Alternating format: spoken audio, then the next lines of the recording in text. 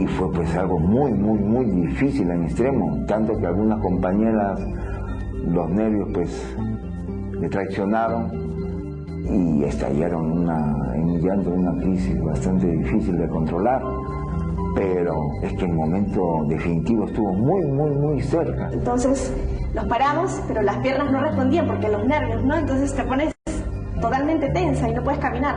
Y el soldado un poco arrastrándonos, ¿no? Pero corren, les digo que corren. Y en eso sonó la segunda bomba, ¿no?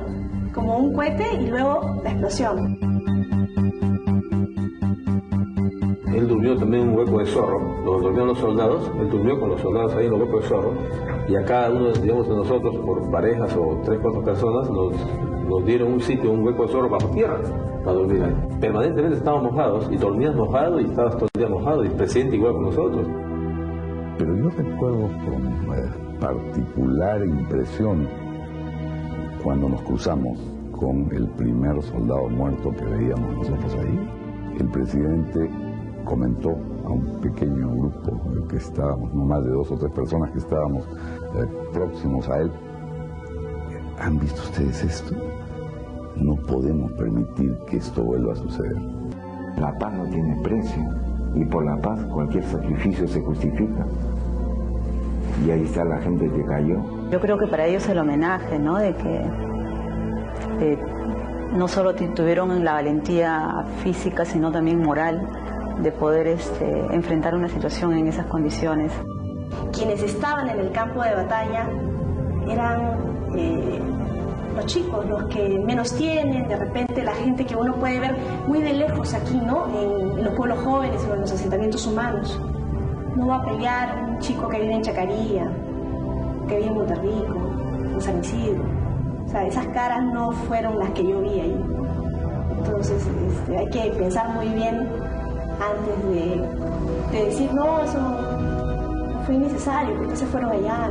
Pero sabíamos que ellos estaban ahí hace un mes y probablemente se tenían que quedar otro mes o hasta que eso acabe.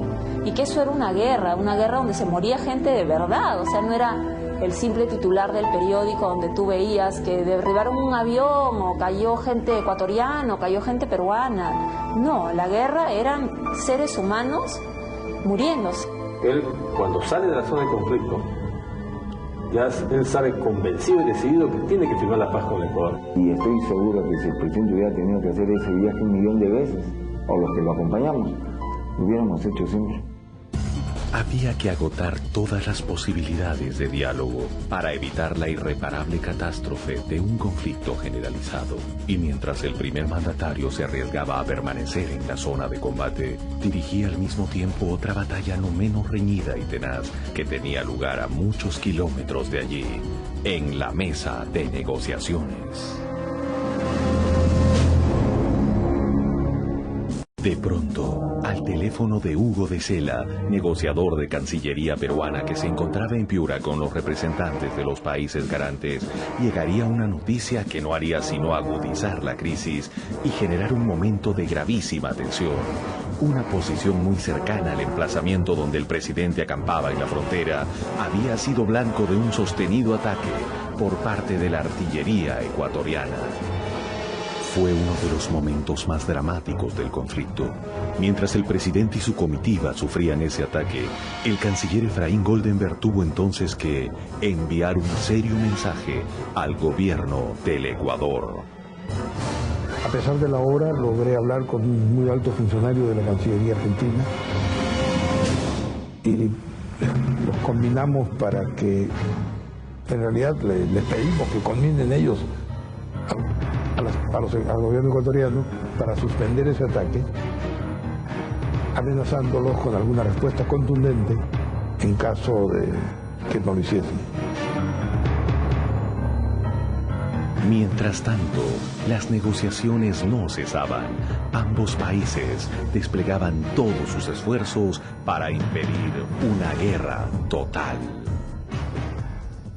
Perú declaró esta noche un cese al fuego unilateral en el conflicto armado que desde hace 19 días mantiene con Ecuador en su frontera común. Y en cumplimiento estricto de la política peruana de no aspirar un centímetro de suelo ecuatoriano, el gobierno ha ordenado el alto al fuego unilateral a partir de mañana. Los canales de televisión ecuatorianos están dando lectura al comunicado emitido por el Ministerio de Relaciones Exteriores en Lima, por el cual el Perú decreta unilateralmente el cese al fuego. Perú anuncia un alto el fuego unilateral e invita a los observadores internacionales a verificar su cumplimiento. Manifestando nuestra vocación permanente de paz, declaramos unilateralmente un cese de las hostilidades a partir de las 12 horas del día de mañana, martes 14 de febrero. Logrado el cese del fuego, los países garantes reúnen en Río de Janeiro al Perú y al Ecuador para detener el conflicto. Estarão sendo criadas as condições para que o encontro do Rio de Janeiro possa produzir resultados positivos e duradouros para restabelecer a paz e evitar maior derramamento de sangue. La delegación peruana es encabezada por el vicecanciller Eduardo Ponce, que llega con indicaciones precisas y un firme propósito: detener el conflicto. Aquí nos recibieron el secretario general de Itamaraty, el embajador Dorrego Barros y los altos representantes de los países garantes. Los periodistas se arremolinaban por allá en la escalinata del palacio. Durmieron en el suelo. Muchos de ellos utilizaron sus cámaras como almohadas y estaban naturalmente esperando que saliera por lo menos un poquito de humo blanco para informar. Estas tensas reuniones se llevaron a cabo en el mismo lugar donde se firmó el histórico protocolo de Río de Janeiro, el Palacio de Itamaraty. El acuerdo que tras días y noches de tensas conversaciones estaba siendo elaborado en Río de Janeiro por los representantes del Perú y el Ecuador había considerado 6 puntos básicos: el cese de fuego, el envío de observadores a la zona de conflicto, la separación de fuerzas, la desmovilización de tropas en territorios fronterizos y la desmilitarización de la zona de guerra. Pero Ecuador objeta algunos términos del documento. Planteamos el cese del fuego con la creación de una zona desmilitarizada en el área de conflicto, es decir, un área libre de tropas de ambos países y que luego deberá ser escenario del trabajo de una comisión de observadores de los países garantes.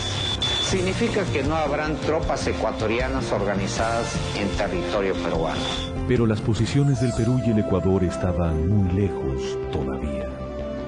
Ojalá que Fujimori entienda el mensaje que el pueblo ecuatoriano le está enviando. La posición ecuatoriana se mantiene inalterable.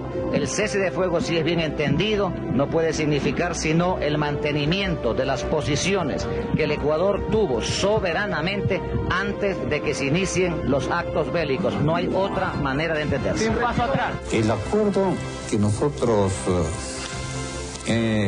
habíamos aceptado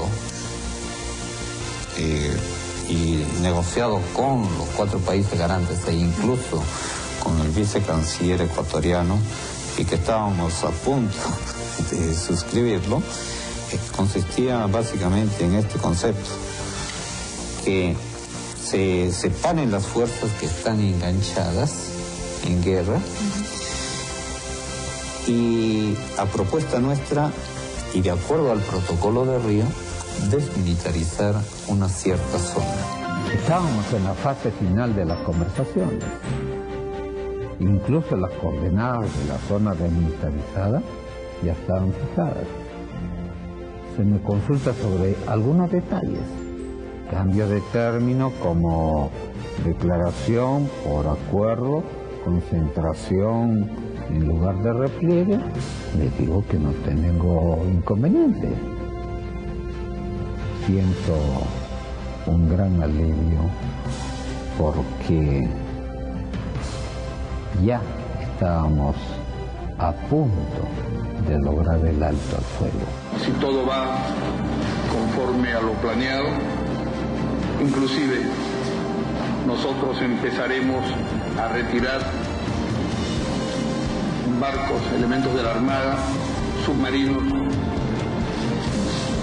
tanques y artillería. Tomo la iniciativa para retirar nuestras unidades navales al sur de la frontera, con la seguridad de que esto concluiría con la suscripción de la Declaración de Paz de Itamaraty.